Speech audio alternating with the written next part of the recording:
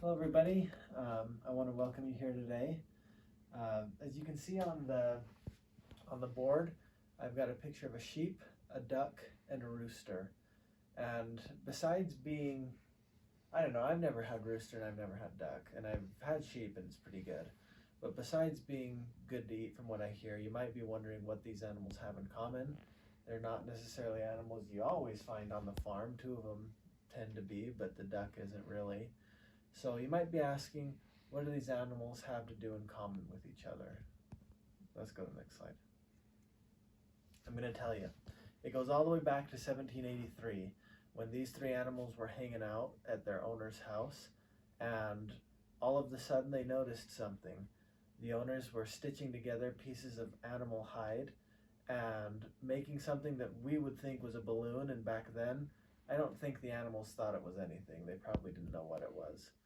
And those owners were inventing the primitive form of what we know to be the hot air balloon. And these animals had a fate that they would not be able to expect. That I can guarantee you. Let's go to the next slide. These are the Montgolfier brothers. They invented the hot air balloon in 1783. They did it by, like I said, stitching together those pieces of animal hide. And they had an idea. They said, if hot air seems to always go up, then if we trapped it, whatever we used to trap it would also go up. That's exactly what they did. They took that primitive balloon that they stitched together and they put it over a campfire and they watched as the balloon started to inflate. And we think of balloons as something that are everyday and that are ordinary, but these people had never seen anything like it before. This was groundbreaking for them.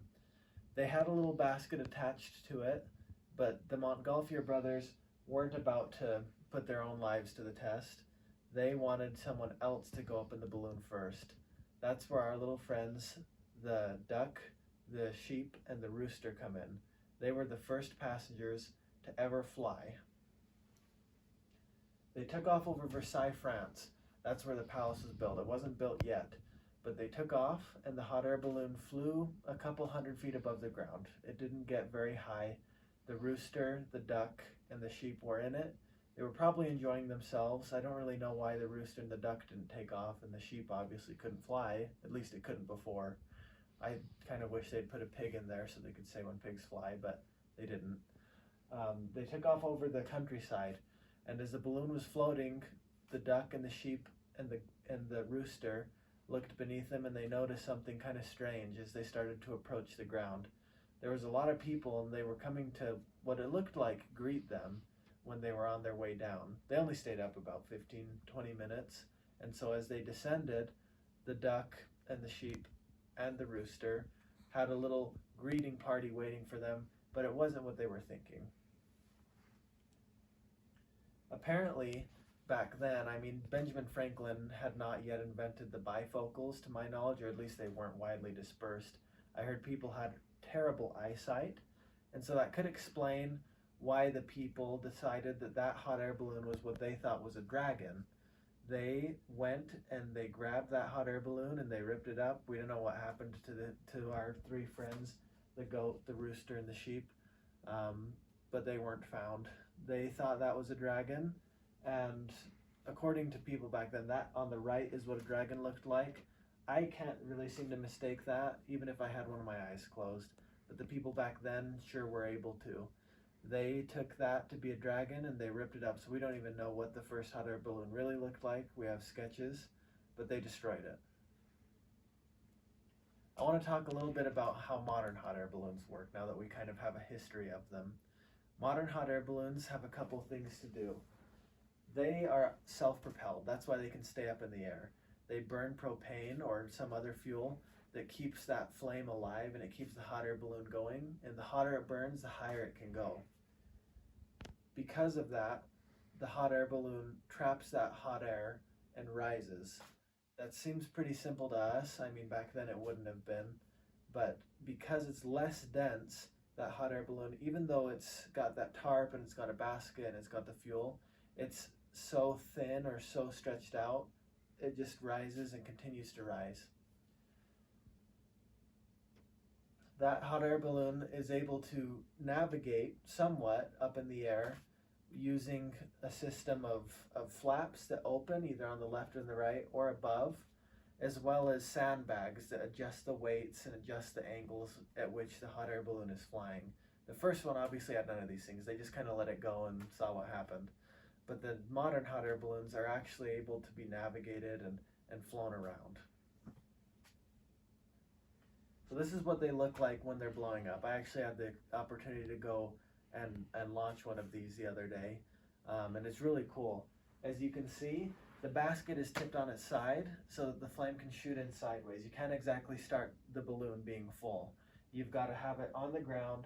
People kind of hold open those sides. That was my job when I did the hot air balloon, was holding open that side so that the burner could blast in there. The hot air begins to go into the air balloon, and it begins to kind of rise and tip upwards because of the same principles we talked about earlier. Sorry about that, technical difficulties. As I was saying, the hot air balloon begins to rise and it begins to stand up, but there's a lot of people involved. There's a person in the basket who's pulling on the flame. There's the two people holding it. There's people on the back end, and there's people on this side of the camera that you can't see. It's quite the process to get this thing up and running. I put this image in here. This obviously isn't a hot air balloon, but I wanted to talk about a little bit about what happens when the hot air balloon is actually flying. It's more like a ship flying through the air than it is a plane. It depends on the wind currents to decide where it's going to go and how fast it's going to go. And the pilot has to kind of know what the wind is doing. It can be risky to fly one. It can be dangerous if you don't know what you're doing and if you haven't prepared. I wanted to include this image. This is what's called the Albuquerque box because it's one of the best places to fly hot air balloons in the United States.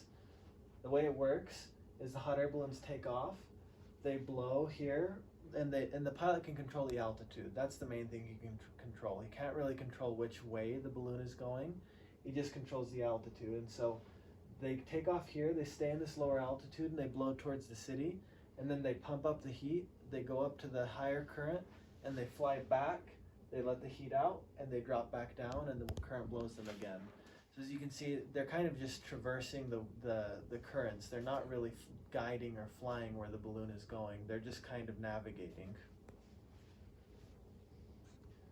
Once they come back down, there's a team that grabs some ropes and the pilot begins to let out all of that hot air. The basket sometimes gets tipped on the side, sometimes it doesn't. And they wrap it up, they coil up the balloon, and they put it back in a little bag. This is quite the experience. I mean, it's really cool if you've never seen it happen in person and up close. In fact, we mentioned it, the Albuquerque box. There's the Albuquerque Balloon Festival, which is like the biggest one in the United States. And it's super cool. I remember going as a kid and seeing just hundreds of hot air balloons take off. This is a picture of it. So as you can see, there's just hot air balloons as far as the eye can see. It's really cool because you get to see just the whole sky is filled with them, and they're taking off and they're going and they're coming down, and the whole day is just full of hot air balloons. They start early in the morning and they finish later. You should really do it if you've never done it. Hot air balloons have a really cool history as the first flying anything that humans have ever made, and it's really cool to see them. We have really cool festivals and things like that close to us. So I'd highly recommend it if you've never done it. We talked about the history of them. We talked about how they work, how they fly, kind of went through a little journey with one. And my invitation is to go see one. There's actually one in Provo that flies quite often. My wife's family flies one just about every weekend. So they take off from the hospital about 6 in the morning. Anyways, this was Hot Air Balloons.